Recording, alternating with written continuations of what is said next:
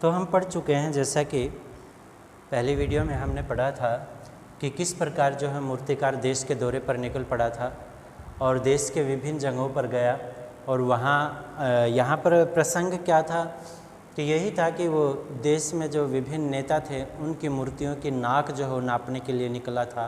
और किस किस प्रदेश में किस किस देशभक्त की नाक उसने नापी। तो हमने देखा था कि जॉर्ज पंचम की खोई हुई नाक को जो है वापस लेने के लिए वो दिल्ली से बम्बई पहुंचा था। तो बम्बई में यानी महाराष्ट्र पहुंचा तो दादा भाई नौरोजी, गोखले, तिलक, शिवाजी, कावस जी, जहांगीर सब की नाकें उसने टटोली थी।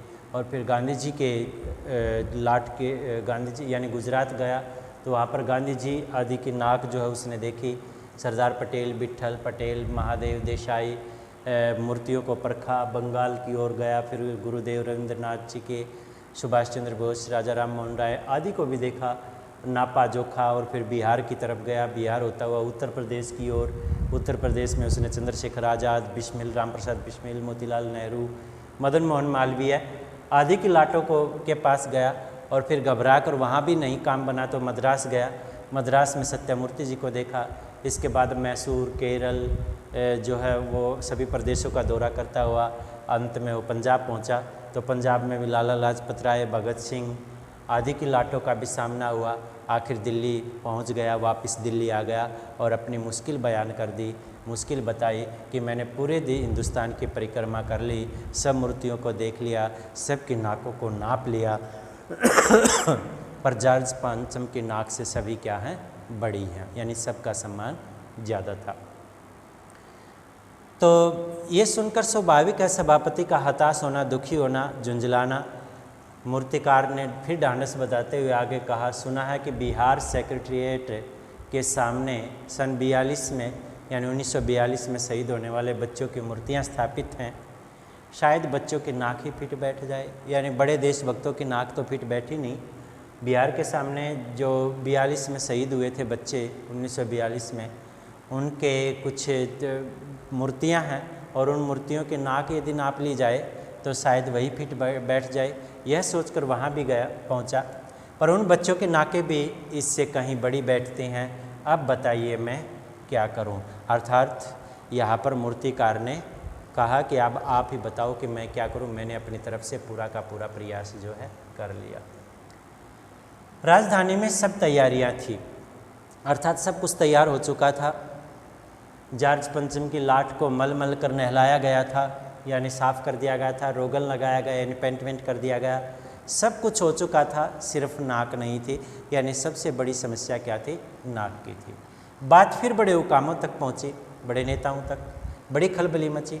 अगर जॉर्ज पंचम के नाक न लग पाई तो फिर रानी का स्वागत करने का क्या मतलब, क्योंकि रानी तो नाराज़ हो ही जाएगी।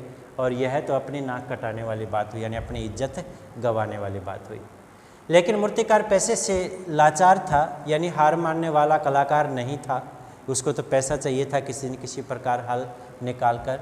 और एक हैरत कर देने वाला ख्याल जो है एक उसके दिमाग में कौंधा, यानी अचानक उसको ध्यान आया और उसने पहली शर्त दोहराई। पहली शर्त का मतलब कि सभी न्यूज़पेपर वालों को, अखबार वालों को नहीं पता चलना चाहिए, ये खबर उन तक नहीं जाए। और जिस कमरे में कमेटी बैठी हुई थी उसके दरवाजे फिर बंद कर दिए गए और मूर्तिकार ने अपनी नई योजना पेश की। क्योंकि नाक लगाना एकदम ज़रूरी है, मूर्तिकार ने कहा, इसलिए मेरी राय है कि 40 करोड़ में से कोई एक जिंदा नाक काट कर लगा दी जाए। उस समय भारत की जनसंख्या 40 करोड़ थी, तो उसने कहा कि 40 करोड़ में से एक जिंदा नाक, यानी किसी की नाक तो फिट बैठेगी ही, वही लगा दी जाए। उसके दिमाग में अचानक हैरान करने वाला ये ख्याल जो है आया। बात के साथ ही सन्नाटा छा गया।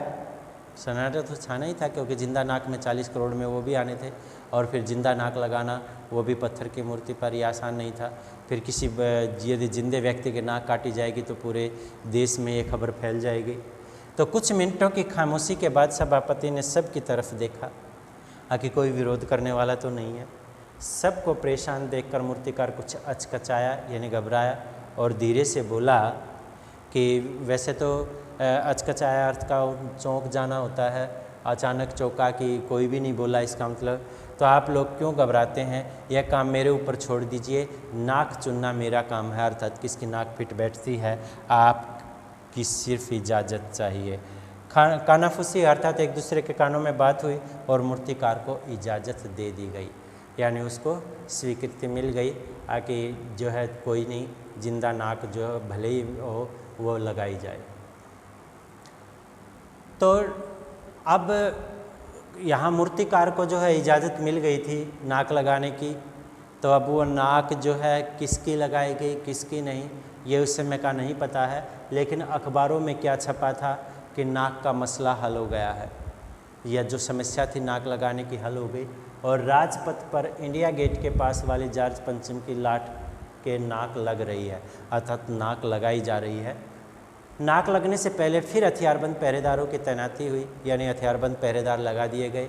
मूर्ति के आसपास का तालाब सुखाकर साफ किया गया, उसकी रवाब यानी काई आदि जो भी था गंदगी थी वो निकाली गई और ताज़ा पानी डाल दिया गया, ताकि जो जिंदा नाक लगाई जाने वाली थी वह सूखने ना पाए, अर्थात वो वैसी की वैसी लगी रही।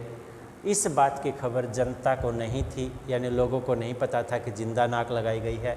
यह सब तैयारियां भीतर ही भीतर चल रही थी, यानी नेताओं के अंदर ही अंदर।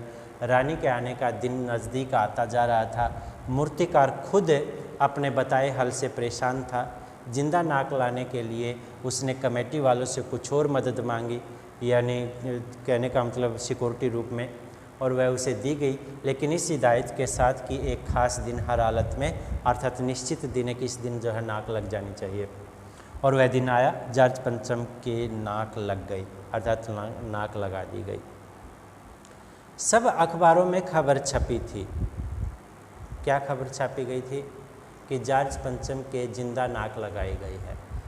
यहाँ जिंदा नाक लगाई का मतलब यानी लिख दिया, यानी ऐसी नाक लगाई गई जो कतई पत्थर की नहीं लगती। यानी अखबार वालों को भी वास्तविक नहीं पता था कि ये जिंदा ही नाक है, उन्होंने अंदाज़ा लगाया था। लेकिन उस दिन अखबारों में एक बात गौर करने वाली थी। समाचार पत्रों में क्या था कि उस दिन देश में कहीं भी किसी उद्घाटन की खबर नहीं थी, अर्थात चारों ओर शोक मनाया गया था। किसी ने कोई फीता नहीं काटा था, अर्थात किसी नई बिल्डिंग का उद्घाटन नहीं किया था।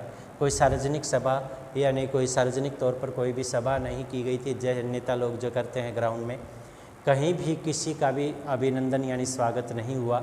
कोई मानपत्र यानी स्वागत पत्र जो भी है, सम्मान पत्र जो है वो भेंट किया करने की नौबत नहीं आई। किसी हवाई अड्डे या स्टेशन पर क्योंकि उस समय नए नए नेता लोग या नई नई चीज़ें इस देश में निर्मित हो रही थी, तो हर रोज़ कोई न कोई कहीं न कहीं किसी न किसी का स्वागत जो है किया जा रहा था। स्वागत समारोह भी नहीं हुआ था। किसी की ताज़ा चित्र भी उस दिन अखबारों में नहीं छपा था। सब अखबार खाली थे। पता नहीं ऐसा क्यों हुआ, यानी अखबारों को भी पता था नाक तो सिर्फ एक चाहिए थी, और वह भी बुद्ध के लिए, यानी पत्थर की मूर्ति के लिए। फिर इतने दुख इतना शोक जो है अखबारों में क्यों था? ये था जॉर्ज पंचम की नाक, यानी जॉर्ज पंचम की नाक लगाने के लिए क्या क्या हुआ, और अंत में मूर्तिकार ने क्या किया कि कोई भी जिंदा नाक जो उसने लगा दी गई। तो ये था। तो आज जो है आप 5 तक के क्वेश्चन जो है आप पहले ही जो है आपके लिख चुके और याद कर चुके हो। तो आज 6 से जो आगे है जो प्रश्न बनते हैं इसमें वो दे दिए जाएंगे आपको, तो वो आपको लिखने और याद करने हैं। ओके, आज इतना ही।